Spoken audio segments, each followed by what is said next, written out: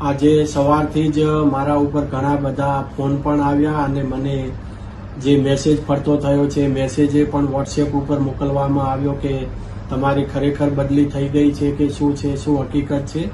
તો મેં એ પણ જવાબ આપ્યો છે કે કોઈ પણ પ્રકારની બદલી કરવામાં આવેલી નથી. અને આ જે મેસેજ જે ખાસ કરીને સોશિયલ મીડિયા અને વોટ્સએપના માધ્યમથી જે સર્ક્યુલેટ કરવામાં આવેલો છે મેસેજ, એ તદ્દન પાયાવિહોણો અને તદ્દન ખોટો છે.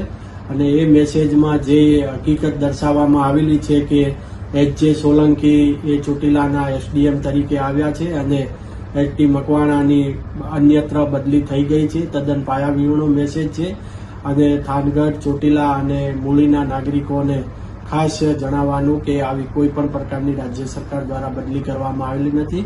આ ફક્ત ને ફક્ત ગેરમાર્ગે દોરવા માટે અસામાજિક તત્વો દ્વારા મેસેજ સર્ક્યુલેટ કરવામાં આવી રહ્યો છે.